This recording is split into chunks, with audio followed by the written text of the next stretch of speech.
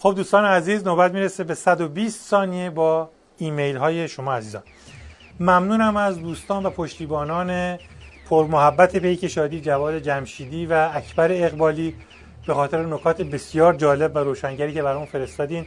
محمد بیهقی عزیز ممنون بابت طنز در مورد پیشبینی وقاحت آخوندهای خمینی صفت و دجال، خیلی جالب بود، حتما به شکلش استفاده میکنیم. اگه قابل ارائه نمایشی نباشه در فیسبوک پیک شادی اون رو درج میکنیم.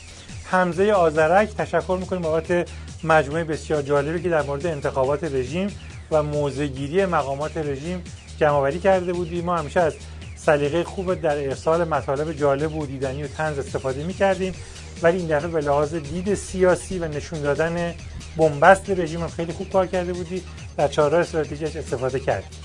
علی ایرانی عزیز ماجراهای مصور و رامبویی نیروی انتظامی رژیم رو در نجات نظام از تهدیدات نرم برامون فرستاده که البته همه تصاویر و نکات طنزی که در موردش نوشته در 120 ثانیه امکان پخششون نیست. تلاش میکنیم که به صورت جداگانه اون رو پخش بکنیم. دوست گرامی ققنوس ممنونیم از نکاتی که برامون فرستاده بودید و همینطور روزبه 2 توضیحات در مورد انتخابات قلابی رژیم و اینکه مردم ایران تره برای جناح‌بازی‌های رژیم خورد نمی‌کنه البته بسیار درسته. رأی مردم ایران همونطوری که خودت هم اشاره کرده بودی سرنگونی رژیم هست.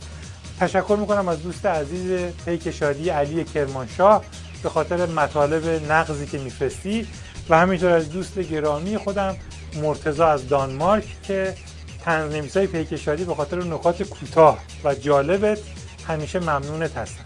از همه دوستانی که طنزهای مربوط به انتخابات رو نوشته بودن یا پیشنهاد کرده بودن تشکر میکنیم.